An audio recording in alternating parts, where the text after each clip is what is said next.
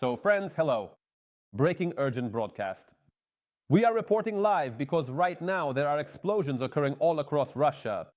In Tuapse. Yes, there are arrivals again in that same Tuapse, like this. Right over there. Just as you can very clearly see now. At this very moment, an oil depot is burning. The traditional Russians are in shock. They say I've lost my appetite. Oh my goodness, wow. To be honest, somehow I don't really have much of an appetite anymore, either. Also, various military facilities in the temporarily occupied Crimea came under a massive and coordinated drone attack during the overnight hours. And attention, possibly a Storm Shadow missile strike. Reports indicate a possible hit on the headquarters of the Russian Black Sea Fleet Air Force in Sevastopol. What a night. Meanwhile, Putin's approval rating in Russia is falling fast, and Kadyrov again embarrassed himself in public. Hello, friends. This is the Priscilla Project. I'm Vladimir Timoshenko. Let's get started.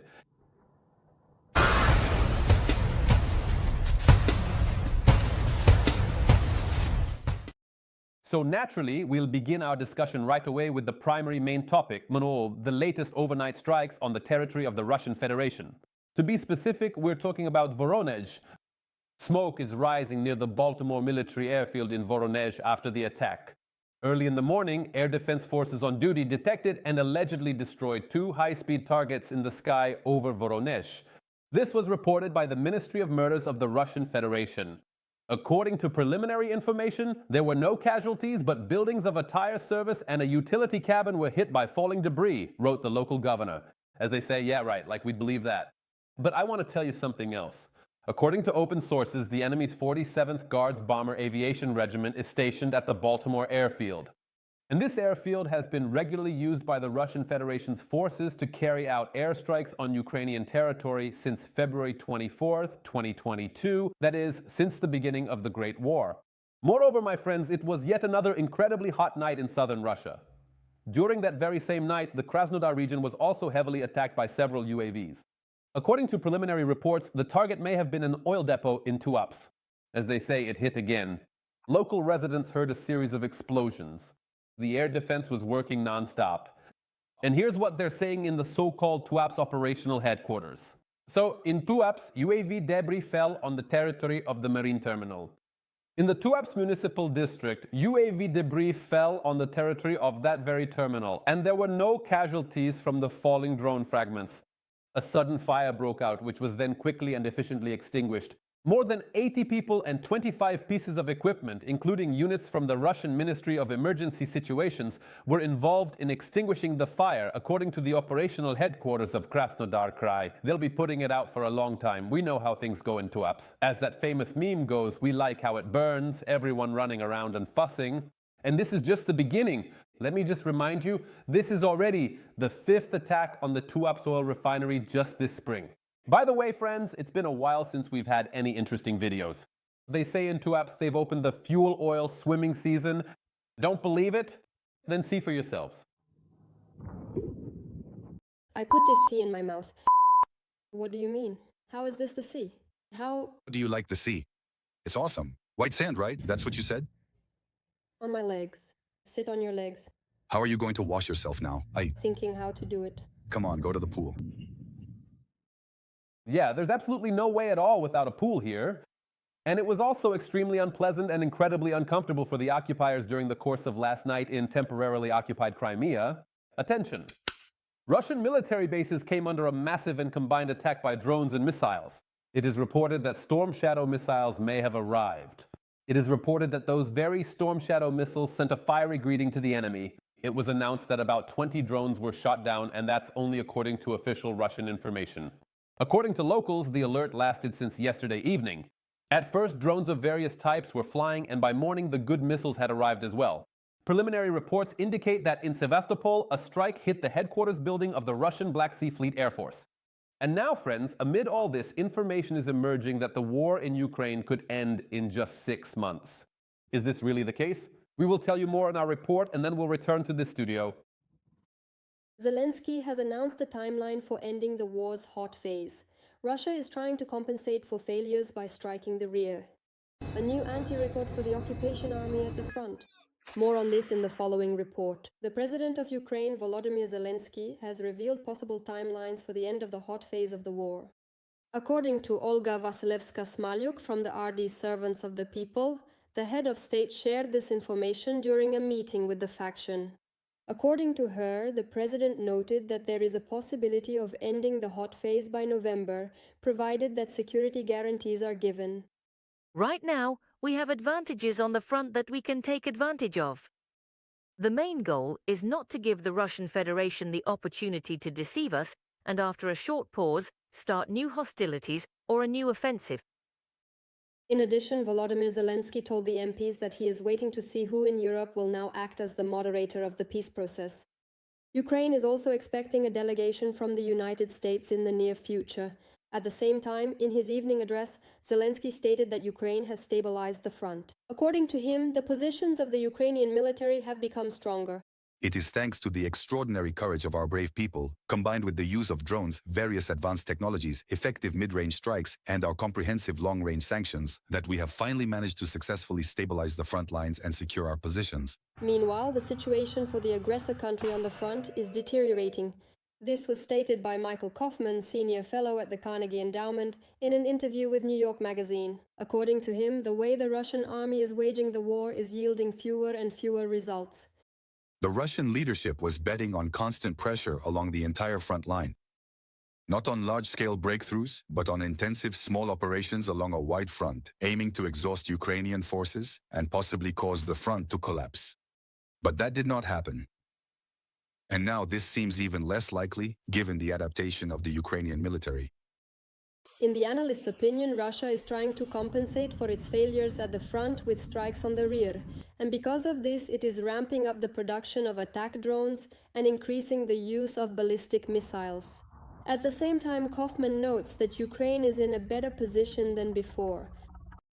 As a matter of fact, it is showing better results than many had initially anticipated.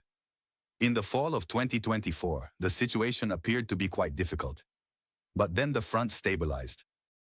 The Ukrainian political leadership has a comprehensive and nuanced understanding of the actual situation on the ground. And that is exactly the reason why there is no willingness to agree to disadvantageous or burdensome ceasefire terms. The analyst concluded that time is increasingly not on Russia's side. The Russians were counting either on the collapse of the Ukrainian front or on the breakdown of Western support for Ukraine. But neither of these scenarios came to pass. At the same time, the pace of Russian advances is rapidly decreasing.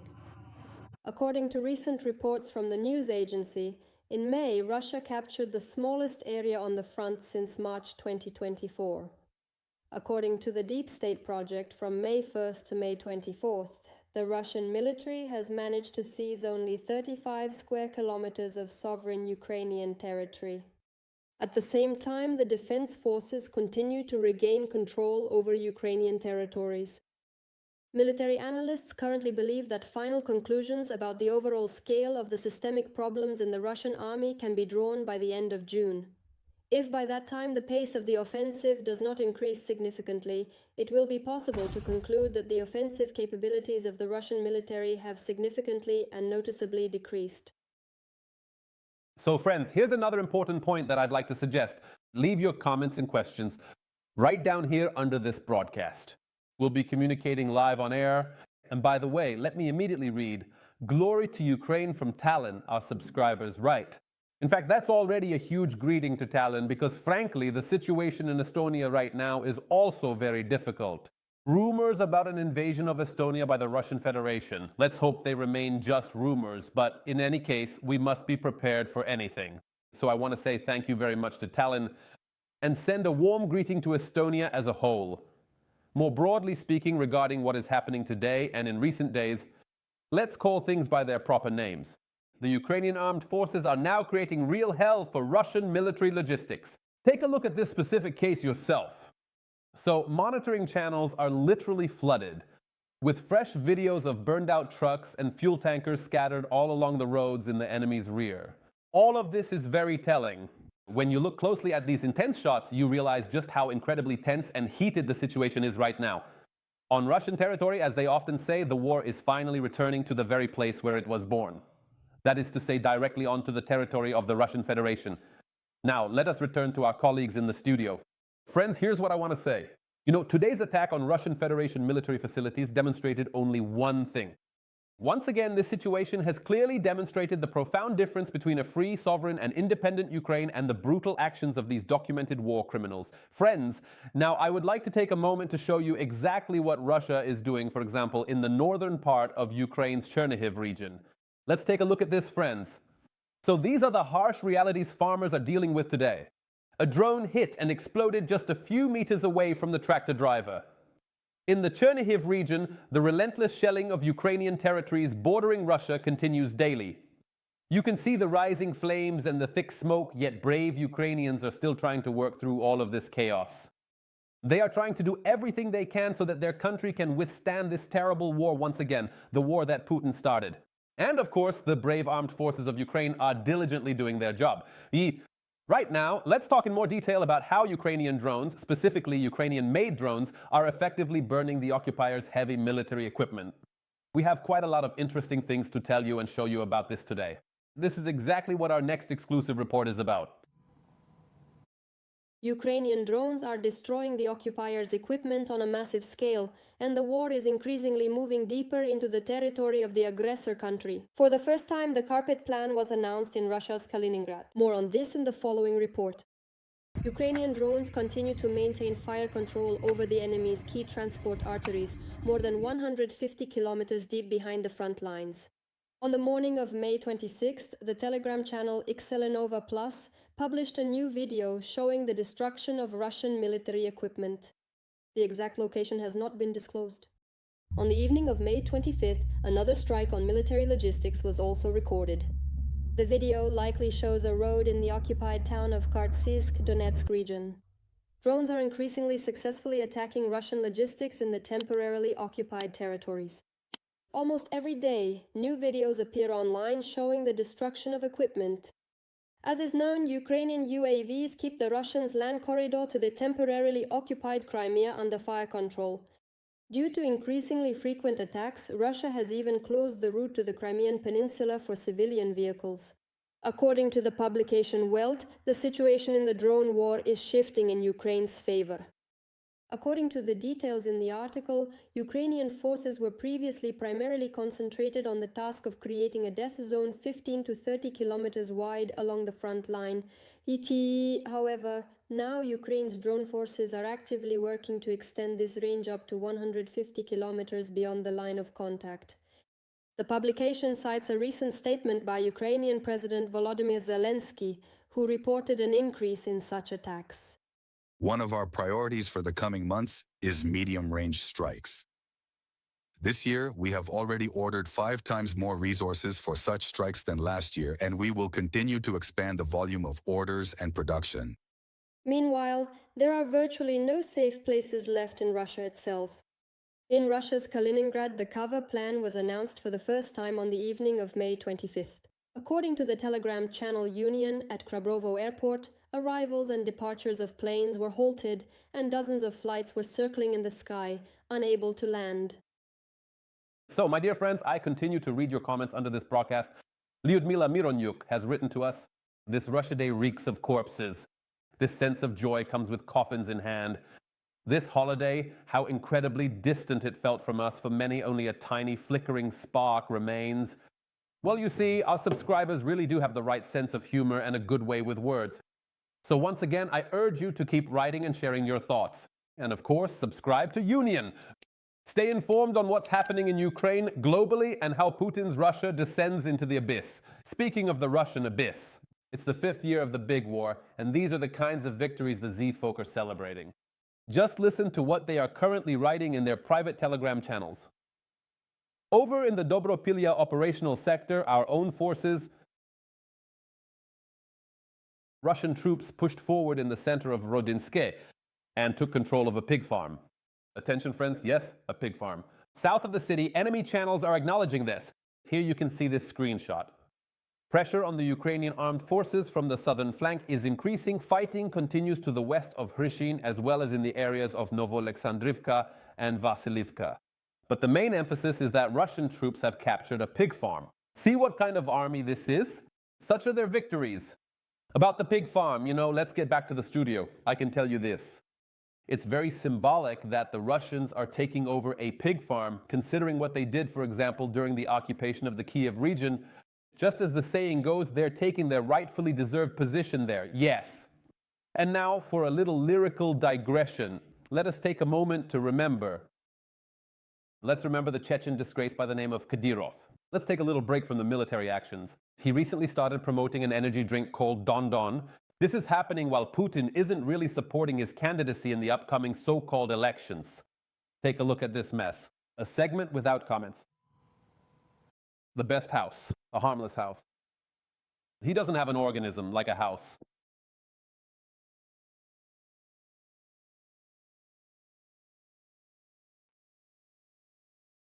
Insane, Kansen, and incredibly ungrateful.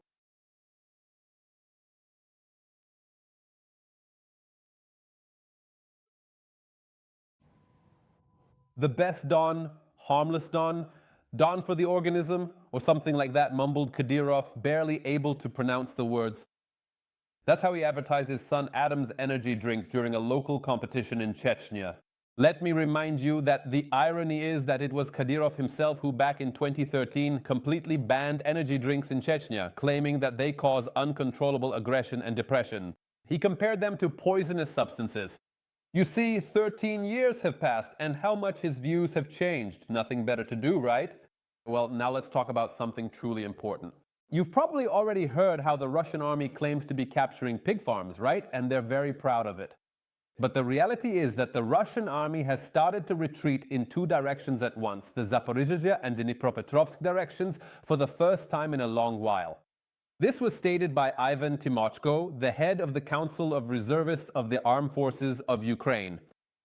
And there's another extremely important aspect that needs to be discussed. In fact, China is opposed to strikes on Ukraine, particularly on Kyiv. You remember the background. Russia's Ministry of Killings issued an entire decree threatening terrible strikes and retribution against Kyiv's decision-making center. But what about the Celestial Empire? What about China? The spokesperson for China's Ministry of Foreign Affairs, Mao Ning, commenting on Russia's threats to carry out systematic strikes on targets in Kyiv, called on the relevant parties to refrain from escalating hostilities. That was a quote. What's behind this convoluted wording? Let's watch our segment and draw some conclusions. China has distanced itself from Moscow's threats to launch massive strikes on Kyiv. While the Kremlin is sending threats of new attacks through the United States, Beijing is calling for an end to the escalation, and Western diplomats are ignoring Russian blackmail. Why is Moscow ramping up the pressure right now, and what is hidden behind the Kremlin's new threats? This and more in the following report. China's Ministry of Foreign Affairs has commented on Moscow's threats to launch massive strikes on Kyiv. Beijing has called on both sides to refrain from further escalation. The official representative of the Chinese Foreign Ministry, Mao Ning, stated that China's position on the so-called Ukrainian crisis remains unchanged. According to her, the only way to resolve the conflict remains through dialogue and negotiations. We strongly urge the relevant parties to work together collaboratively to immediately bring a halt to the escalation and create conditions for the resumption of dialogue and negotiations. When asked for clarification on whether China would yield to Russian blackmail and whether it plans to evacuate its embassy diplomats from Kyiv, the spokesperson for the Foreign Ministry neither confirmed nor denied. Earlier, analysts from the Institute for the Study of War stated that Russia threatened systematic strikes on Kyiv to demonstrate its strength after the humiliation associated with the three-day ceasefire from May 9th to 11th. Moscow is also attempting to portray pre-planned missile and drone strikes as a response to Ukraine. On May 25th, the Minister of Foreign Affairs of the Russian Federation, Sergei Lavrov, stated during a phone conversation with U.S. Secretary of State Marco Rubio that the Russian army is allegedly beginning systematic strikes on facilities in Kyiv supposedly used by the Ukrainian armed forces. Lavrov also specifically drew the American side's attention to a previously issued statement by the Russian Ministry of Foreign Affairs, in which foreign states were strongly advised to evacuate diplomatic personnel and citizens from Kyiv. U.S. Secretary of State Marco Rubio confirmed that Lavrov asked him to convey a message from Russian leader Vladimir Putin to U.S. President Donald Trump, stating that Russia would strike Kyiv. Andriy Kovalenko, the current head of the Center for Countering Disinformation at the National Security and Defense Council of Ukraine, has pointed out and emphasized that China is distancing itself from Russia's threats to strike Kyiv and from Moscow's aggressive rhetoric, which began immediately following Putin's visit to Beijing. Interestingly, it seems that Russia very much wants the United States to ask Putin to refrain from strikes that have no military purpose and serve only as regular acts of civilian terror. Alexander Kovalenko recently pointed out that Sergei Lavrov's public statements about trying to transmit signals through Marco Rubio appear to be a strategic Moscow attempt to convey a certain message to Donald Trump. According to Kovalenko, the reason for such activity may be related to the worsening situation of the Russian army at the front. After all, Ukraine's defense forces continue to maintain the initiative in several directions, striking at the logistics of the Russian occupiers, including in the south, and gradually complicating the supply of Russian troops. At the same time, attacks on targets deep within Russian territory are continuing. Chemical industry enterprises, oil infrastructure, and air defense systems are coming under attack. According to the expert, vulnerabilities are being detected even in the Moscow area. Kovalenko also emphasizes that Russian army losses remain so high that without a new partial mobilization, Moscow cannot count on any significant changes in the situation. However, Kovalenko believes that even mobilization would only be able to temporarily prolong the war without addressing the key problems of the Russian army. Russia is now trying to force Ukraine into making concessions at the negotiating table through terror. But this is naive. It will not happen, although Putin apparently believes it will. Russia must immediately stop the war, and only then will it be able to avoid the consequences that Putin is not yet telling the Russian people about. Analyst and Ukrainian soldier Kyrylo Sazonov says Moscow's attempt to intimidate everyone with new strikes on Kyiv, primarily foreign diplomats, failed. He aimed to conquer the entire universe, threatened to use the massive Death Star, but ended up just being quite rude to an old lady on the tram. That was the general reaction, because Russia's threats are no longer really taken seriously anymore. It's considered good form not to take them seriously, but to just brush them off. Official representatives publicly treated these threats with clear disdain. You could even say they demonstratively showed their disregard and lack of respect for Russian threats. Earlier, the EU ambassador to Kyiv, Katerina Maternova, stated that Western diplomats would not leave Kyiv despite threats from the Russian Federation about new strikes on the city. There are further serious consequences from today's shelling of military installations and facilities on Russian territory.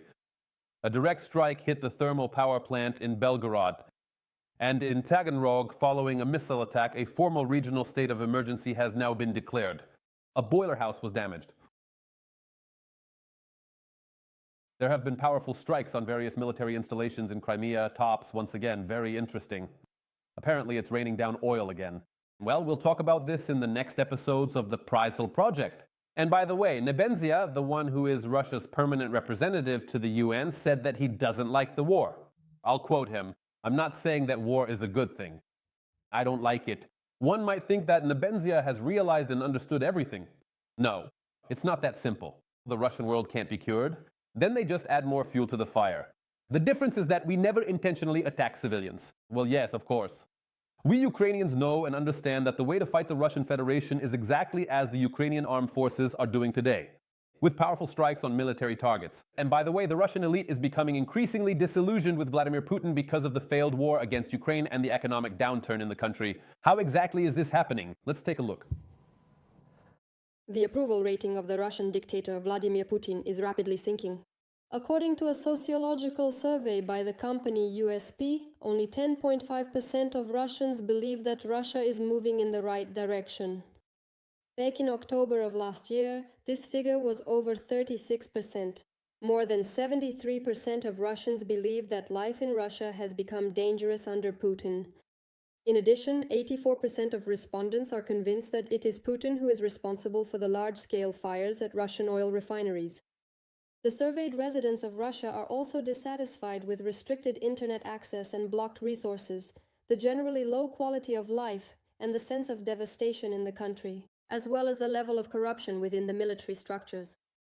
Distrust toward the Kremlin regime is growing even among Z bloggers. For example, Z war correspondent Anatoly Radov complains on his Telegram channel that Putin is spending billions on strikes against Ukraine instead of meeting the needs of the occupation army at the front. He claims there is a catastrophic shortage of Mavics and FPVs, which in his opinion is why the Russian spring-summer offensive failed.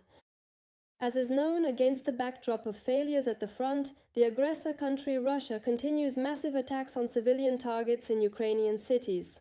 As a result of the massive strikes on Kyiv on the night of May 24th, 2 people were killed. 91 people were injured. According to a statement by Ukrainian President Volodymyr Zelensky, about 300 sites in the capital were damaged, most of them residential buildings. In addition, Russia attacked cultural sites, such as the National Chernobyl Museum, where more than 40% of the exhibits were irretrievably lost due to the strike. The historic building of the International Center of Culture and Arts was also damaged. On the night of May 24th, Russia also struck Bila Tserkva with an Oreshnik ballistic missile, which, according to media reports and OSINT analysts, hit a garage cooperative. Analysts at Defense Express note that this strike, like previous ones, is more demonstrative and psychological in nature, serving as an attempt to pressure and intimidate Ukrainians. Friends, this was the Pritzlin Project. Stay with us and subscribe to the Union YouTube channel. This was Volodymyr Timoshenko with you. We'll definitely see each other soon. Bye.